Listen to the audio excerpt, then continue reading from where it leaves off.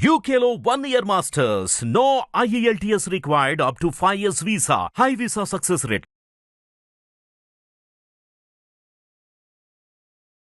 నమస్తే. ఎన్నో ఆధ్యాత్మిక కార్యక్రమాలు మన ఛానల్లో నిరంతరం కొనసాగుతూనే ఉంటాయి.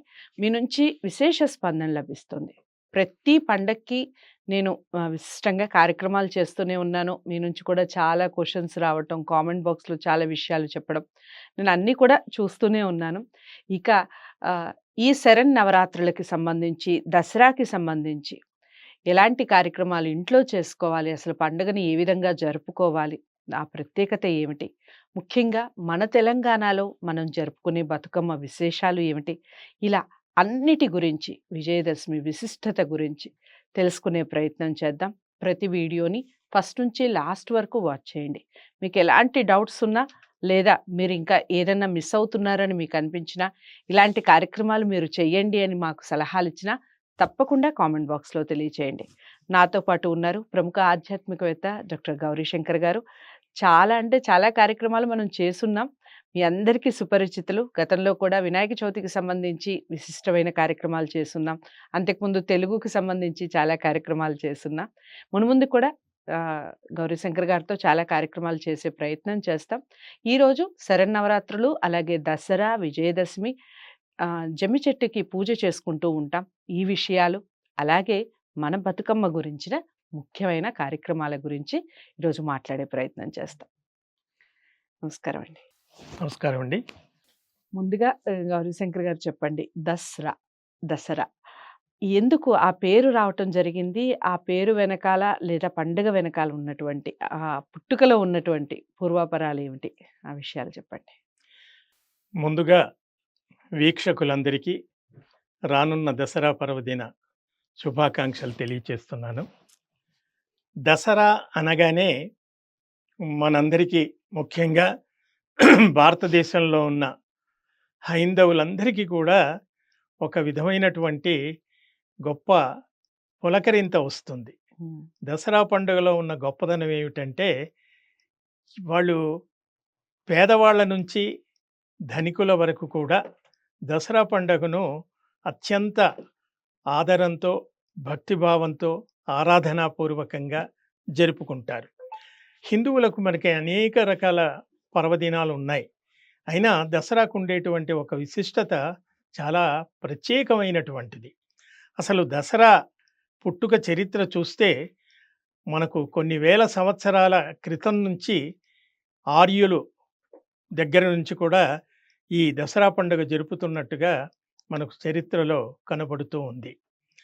మామూలుగా వ్యవహారంలో దసరా అంటే అర్థం ఏమిటి, అసలు ఎలా వచ్చింది ఈ పేరు అంటే, కొంతమంది పెద్దలు ఏం చెప్తారంటే, దశహర అంటే దశ గుణములు హరించేటువంటిది, అంటే పోగొట్టేటువంటిది.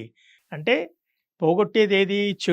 చెడుని పోగొట్టడమే చేస్తాం, మంచిని ఆహ్వానిస్తాం, చెడుని వదులుకుంటాం. కాబట్టి మనిషిలో మౌలికంగా ఉండేటువంటి 10 రకాల దుర్గుణాలను పోగొట్టేటువంటిది ఈ దసరా అంటారు. అసలు మనిషిలో 10 రకాల దుర్గుణాలు ఏమిటి అని చూస్తే, మనకు శాస్త్రాలు, పురాణాలు ఏం చెబుతున్నాయంటే, వేదకాలం నుంచి కూడా మనిషిలో అరిషడ్ వర్గాలు అనేవి ఉంటాయి. ప్రతి మనిషిలో ఉంటాయి. అది సహజం. రక్తం, మనకి మాంసం, రక్తం శరీరంలో ఏ విధంగా ఉంటుందో, మానసిక ప్రవృత్తిలో కూడా ప్రతి మనిషికి ఉంటాయి. దాని ద్వారానే మనం అనుభూతి, భావాలు ఇవన్నీ వ్యక్తం చేస్తాం. అలా అరిషడ్ వర్గాలంటే కామ, క్రోధ, లోభ, మోహ, మద, మాత్సర్యాలు. కాబట్టి 10 రకాల ఈ దుర్గుణాలు అనేవి షడ్గుణాలు. అరిషడ్ వర్గాలు 6 గుణాలు. ఈ 6 గుణాలతో పాటు మరి 4 గుణాలు ఏమిటంటే, అన్యాయం చేయడం. మనం సమాజంలో చూస్తూనే ఉన్నాం. అన్యాయం చేయడం, అహంకారం, తర్వాత స్వార్థం. ప్రతి మనిషి నేనే బాగుపడాలి, నేనే బాగుండాలి అనేటువంటి ఒక స్వార్థం. అలా అన్యాయము,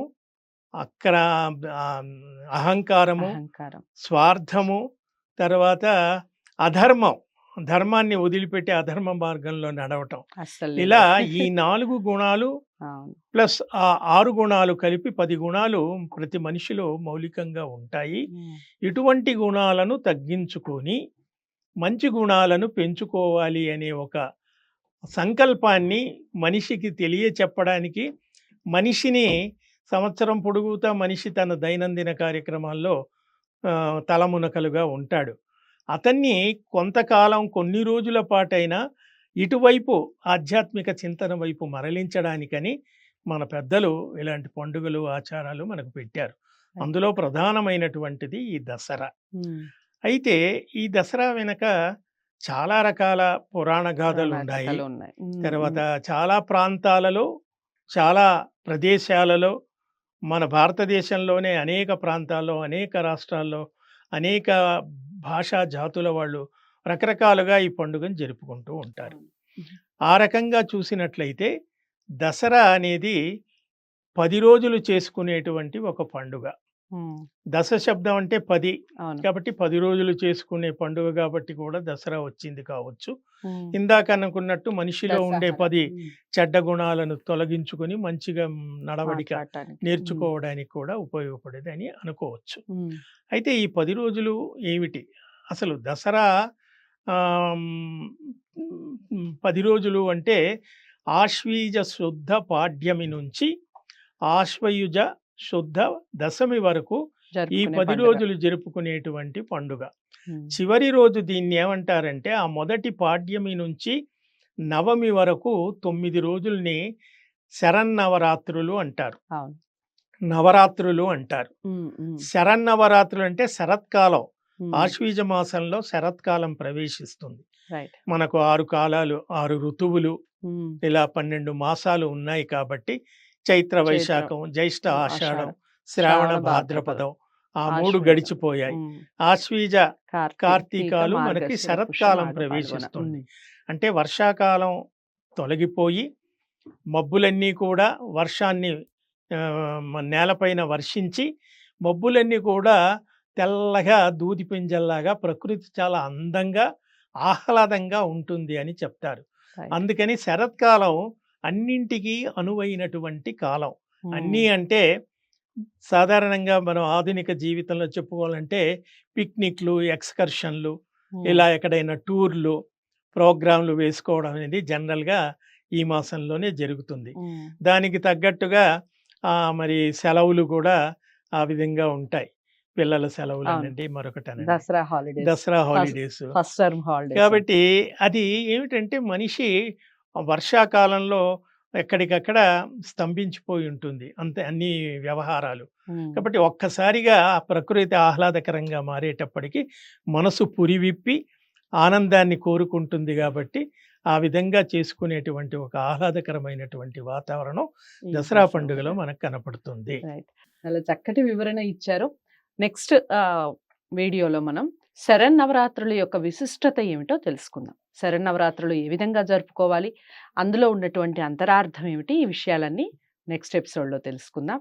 ఇక ఈ వీడియోని అందరికీ షేర్ చేయండి. మన దసరా మన ఇంట్లో ఎంత సుఖ సంతోషాలతో జరుపుకోవాలి అని మనందరం కోరుకుంటున్నాం కదా. మరి ఇలాంటి వీడియోస్ ప్రతి ఇంటా మారుమోగాలి అంటే మీరు చేయాల్సిందల్లా అందరికీ షేర్ చేయడమే, లైక్ చేసి ఛానల్ని సబ్స్క్రైబ్ చేసుకోవడం మర్చిపోకండి. నమస్తే.